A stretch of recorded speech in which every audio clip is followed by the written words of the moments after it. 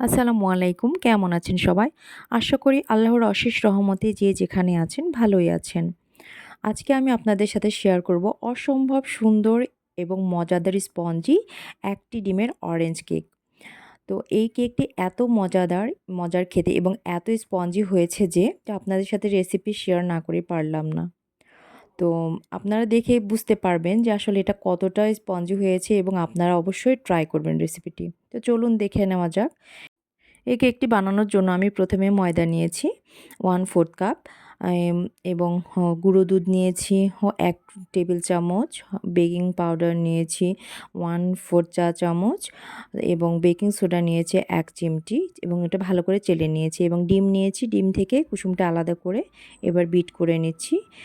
প্রথমে আমি অল্প মানে একে দিয়ে বিট করে নিয়েছি বিটারটায়। তারপরে আস্তে, আস্তে এটা বিট করেছি। চিনি দিয়েছি 1/4 কাপ। চিনিটা যখন ভালোভাবে বিট করা হয়ে যাবে তখন এখানে ডিমের কুসুমটা অ্যাড করতে হবে। কুসুম অ্যাড করে কিছুক্ষণ বিট করতে হবে। বিট করার পরে ১ টেবিল চামচ আমি তেল দিয়ে নিয়েছি। তা না হলে কেকটি খুব ড্রাই হয়ে যাবে। এই যে মেরাংটা যখন এরকম হয়ে যাবে তখন এখানে দিতে হবে অরেঞ্জ ইমালশন এবং একটু অরেঞ্জ ফুড কালার।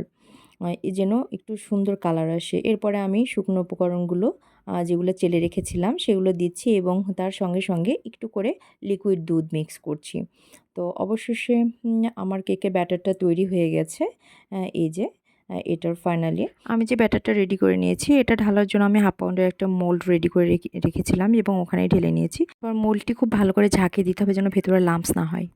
এই কেকটা আমি চুলায় বানিয়েছি। চুলায় বেক করেছি কারণ চুলায় স্পঞ্জ কেকটা খুবই পারফেক্ট হয় এবং বানানোর পরে এই যে অবস্থায় এত সুন্দর, এত স্পঞ্জি হয়েছে যে আপনারা অবশ্যই ট্রাই করবেন। এরপরে এই কেকটি ডেকোরেশনের জন্য আমি 1/2 কাপের একটু কম ক্রিম নিয়েছি এবং ক্রিমটা বিট করে নিয়েছি। বিট করে নেওয়ার পরে তার সঙ্গে একটু অরেঞ্জ ইমালশনটা দিয়েছি যেন ওর ফ্লেভারটা আসে। তো ক্রিমটা যখন পারফেক্টলি হয়ে গেছে এই যে তারপরে আমি কেকটি সাজাচ্ছি। আসলে এই কেকটি এতটা মজার যে না খেলে বুঝতে পারবেন না। আপনারা অবশ্যই, অবশ্যই এই কেকটি ট্রাই করবেন এবং এই কেকটি সাজানোর জন্য আমি প্রথমে সুগার সিরাপ দিয়ে নিচ্ছি। সুগার সিরাপটা আমি আগেই বানিয়ে রেখেছিলাম। এরপর আসলে কেকটা আমি ২ টা স্লাইস করেছি। কারণ এটা ৩ টা স্লাইস করলে খুবই পাতলা, পাতলা হয়ে যাবে স্লাইসগুলো। এবং মাঝখানে আমি লেয়ারে ক্রিমটা দিয়ে নিয়েছি। তারপরে 2nd লেয়ার দিয়ে উপর দিয়ে ভালো করে কোটিং করে নিয়েছি এবং স্ক্র্যাপার দিয়ে চারপাশে খুব সুন্দর করে সাইজ করে নিয়ে উপরে বাটার নাইফ দিয়ে সমান করে নিয়েছি। সমান করে নেওয়ার পর একটু ডিজাইন করেছি যেন দেখতে একটু ভালো হয়। তারপরে আমি আ পাইপিং জেলটা রেডি করে রেখেছিলাম।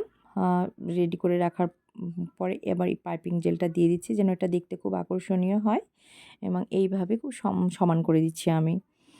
তো পাইপিং জেল কীভাবে বানাতে হয় এরপরে ভিডিওতে আমি দেখাবো অবশ্যই। এরপরে একটা কেকটি আমি খুবই সাধারণ এবং সহজভাবে ডেকোরেশন করার চেষ্টা করেছি যেন নতুন যারা তারা খুব সহজেই কেকটি ডেকোরেশন করতে পারে। আমি পুরো কেকের ডিজাইনটা 2D নজল দিয়ে করেছি। ওপরে ডেকোরেশন হয়ে গেলে আমি নিচ দিয়ে এভাবে ডেকোরেশন করেছি একটু যেন একটু দেখতে ভালো লাগে। তো এই যে অবশেষে আমার কেকটা একেবারেই রেডি হয়ে গেছে এবং এটাকে সেট করার জন্য আমি ফ্রিজে রেখে দিয়েছিলাম। আমার রেসিপি যদি আপনাদের ভালো লাগে অবশ্যই লাইক, কমেন্ট এবং শেয়ার করে দেবেন। অবশ্যই সাবস্ক্রাইব করবেন। সবাই ভালো থাকবেন, সুস্থ থাকবেন। আল্লাহ হাফেজ।